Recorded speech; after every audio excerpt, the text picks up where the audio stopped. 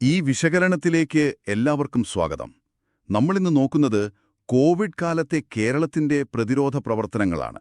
പ്രത്യേകിച്ച് ആ കേരള മോഡൽ എന്നൊക്കെ നമ്മൾ കേട്ട ആ ആദ്യഘട്ടം.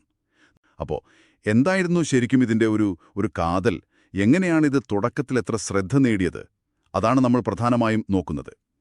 ഓർക്കേണ്ട ഒരു കാര്യം, ഇന്ത്യയിലെ ആദ്യത്തെ കോവിഡ് കേസ് വന്നത് കേരളത്തിലാണല്ലോ, 2020 ജനുവരി 30-ന്. അപ്പോൾ 2018-ലെ ആ നിപ്പയെ നേരിട്ടൊരു അനുഭവം ഒരുപക്ഷെ ഒരു മുൻകരുതലെടുക്കാൻ സഹായിച്ചിട്ടുണ്ടാവാം, അല്ലേ? ശരി, അപ്പോൾ നമുക്ക് കാര്യത്തിലേക്ക് കടക്കാം. തുടക്കത്തിൽ തന്നെ ഒരു പ്രത്യേക ആരോഗ്യ എമർജൻസി സെല്ലും വാർ റൂമുമൊക്കെ അതൊക്കെ നേരത്തെ തന്നെ സെറ്റ് ചെയ്തു എന്ന് പറയുന്നുണ്ടല്ലോ. അതെ അതെ, അതൊരു തയ്യാറെടുപ്പിന്റെ ഭാഗമായിരുന്നു.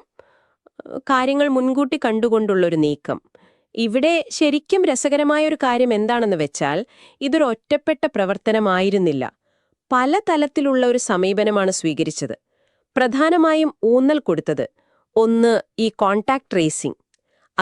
അത് വളരെ കൃത്യമായി മനുഷ്യന്മാരെ വെച്ച് തന്നെ ചെയ്തു. പിന്നെ രോഗലക്ഷണമുള്ളവരെ നേരത്തെ തന്നെ കണ്ടുപിടിക്കുക, ടെസ്റ്റ് ചെയ്യുക, ഐസൊലേറ്റ് ചെയ്യുക, അതിനൊക്കെ ഒരു സിസ്റ്റം ഉണ്ടാക്കി.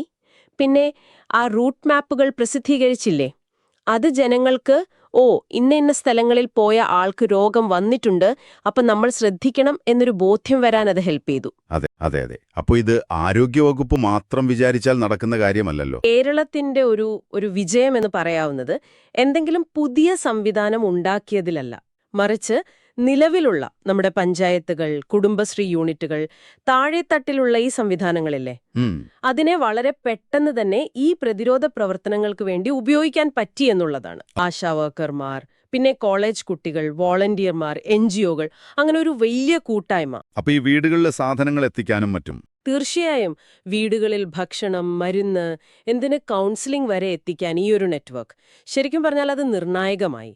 ഒരു തരത്തിൽ പറഞ്ഞാൽ നമ്മൾ ഇത്രയും കാലം ഉണ്ടാക്കിയെടുത്ത ഒരു സാമൂഹിക മൂലധനത്തിന്റെ അതിന്റെ ഒരു റിസൾട്ട് കൂടിയായിരുന്നു അത്. കറക്റ്റ്. അപ്പൊ താഴെത്തട്ടില് ഇങ്ങനൊക്കെ നടക്കുമ്പോൾ തന്നെ മുകളിൽ നിന്നുള്ള ആ ഒരു ആശയവിനിമയം അതും പ്രധാനമായിരുന്നു, അല്ലേ? വളരെ ശരിയാണ്. അന്നത്തെ ആരോഗ്യമന്ത്രി KK ശൈലജ ടീച്ചറുടെ ദിവസേനയുള്ള പ്രസ് കോൺഫറൻസുകള് അത് ജനങ്ങൾക്ക് കാര്യങ്ങൾ വ്യക്തമായിട്ട് മനസ്സിലാക്കാനും ആ ഒരു പേടി കുറയ്ക്കാനും ഒക്കെ ഒരുപാട് സഹായിച്ചു. വിശ്വാസമുണ്ടാക്കാൻ സഹായിച്ചു, അല്ലേ? അതെ. പിന്നെ ഹെൽപ്പ് ലൈൻ നമ്പറുകള്, പോർട്ടലുകള്, സോഷ്യൽ മീഡിയ, അതുവഴിയൊക്കെ കറക്റ്റായിട്ടുള്ള വിവരങ്ങള്, ഒരു സുതാര്യത ഉറപ്പാക്കാൻ പറ്റി. ഈ ഹോം ക്വാറന്റൈനിൽ ഇരുന്നവർക്ക് കൊടുത്ത ആ ഒരു സപ്പോർട്ട് സിസ്റ്റം അത് എടുത്തു പറയേണ്ട ഒന്നാണ്. വോളണ്ടിയർമാരെ അവരെ കൃത്യമായി മോണിറ്റർ ചെയ്തു. പിന്നെ ഭക്ഷണം, മരുന്ന്, അതൊക്കെ ഫ്രീ ആയിട്ട് എത്തിച്ചു കൊടുത്തു. അതിലും പ്രധാനമായിട്ട് ആ ഒരു മാനസിക പിന്തുണ, കൗൺസിലർമാരെ, അതിനായിട്ടുള്ള ഹെൽപ്പ് ലൈനുകള്, ആ ഒരു മനുഷ്യത്വപരമായ സമീപനം. പിന്നെ അതിഥി തൊഴിലാളികളുടെ കാര്യം, അത് വളരെ വളരെ പ്രധാനപ്പെട്ട ഒരു കാര്യമാണ്. അവരെ അതിഥി തൊഴിലാളികൾ എന്ന് തന്നെ വിളിച്ചുകൊണ്ട് ഒരു സ്നേഹത്തോടെയുള്ള സമീപനം. കമ്മ്യൂണിറ്റി കിച്ചണുകൾ തുടങ്ങി. ലക്ഷക്കണക്കിന് ആളുകൾക്കാണ് അതുവഴി ഭക്ഷണം കൊടുത്തത്. താമസം, ചികിത്സ, അവരുടെ എല്ലാ ആവശ്യങ്ങളും സർക്കാർ തന്നെ നോക്കി. ആ ഒരു സാമൂഹ്യനീതിയിലുള്ള ഊന്നൽ അത് പ്രധാനമായിരുന്നു.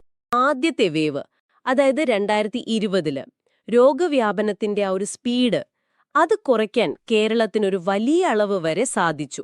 മരണനിരക്ക് അത് താരതമ്യേന കുറവായിരുന്നു. രോഗം പടരുന്നത് മറ്റു പല സ്ഥലങ്ങളെയും അപേക്ഷിച്ച് കുറച്ചുകൂടി പതുക്കെയായിരുന്നു. ലോകാരോഗ്യ സംഘടനയൊക്കെ പ്രശംസിച്ചിരുന്നു, അല്ലേ? അതെ, ദേശീയ മാധ്യമങ്ങളും ഒക്കെ ഈ ഒരു മോഡലിനെ അന്ന് എടുത്തു പറഞ്ഞിരുന്നു. പക്ഷേ ഈ ആദ്യഘട്ടത്തിലെ ഒരു വിജയത്തിന് ശേഷം പിന്നെ കുറച്ച് വെല്ലുവിളികളുണ്ടായി എന്നും പറയുന്നുണ്ടല്ലോ. തീർച്ചയായും രണ്ടാമത്തെയും മൂന്നാമത്തെയും വേവ് വന്നപ്പോൾ കേസുകൾ അത് നന്നായിട്ട് കൂടി.